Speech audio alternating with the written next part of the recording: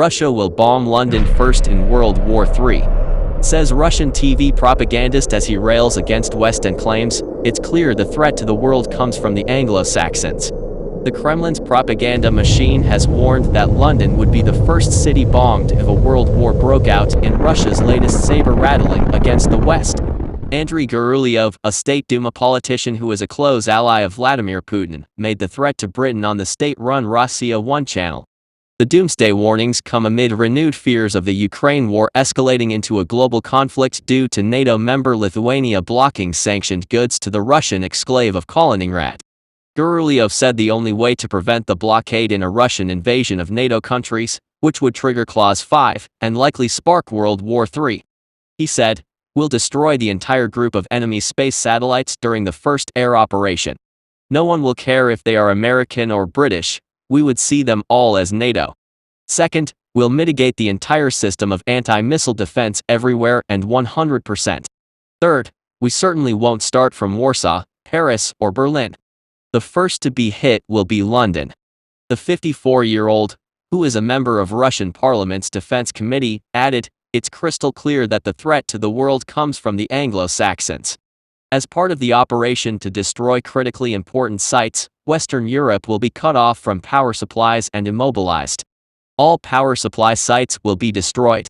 And in the third stage, I shall see what the USA will tell Western Europe on continuing their fight in the cold without food and electricity. I wonder how they, the US, will manage to stay aside. This is the rough plan, and I deliberately leave out certain moments because they are not to be discussed on TV." The general dismissed plans advocated by other Russian experts to snatch a corridor through Lithuania to supply Kaliningrad, which is wedged between NATO states Poland and Lithuania. The so-called Suwalkowski corridor is from Belarus to Lithuania. He sees such a strategy as a Western trap because Putin's army would be flanked on two sides by NATO troops.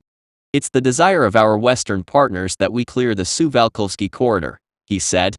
"If you look at the map, it would be a big mistake from our side to make the corridor just to end up with NATO troops to the right and left. And we also need to pull Belarus into this. Let's look at the map."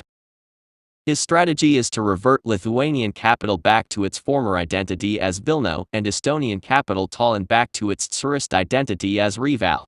We calmly turn Vilnius back into Vilno, remind ourselves what is Reval, the Tsarist name for Tallinn, and free up the right Baltic flank, so we don't worry that we can be hit from the back, he told State TV.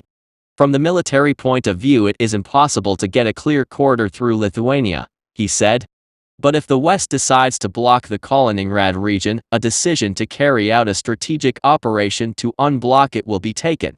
But as a serviceman, I clearly understand that no one will bother with just doing a corridor. If we start working, we will work properly. Everything will be cleared out, because why leave enemies behind your back? Gurylev is a former deputy commander of Russia's southern military district. He served with Russian forces in Syria. He has been sanctioned by the US for his close links to Putin.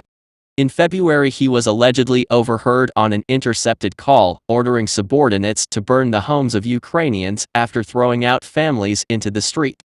Such action would be a war crime.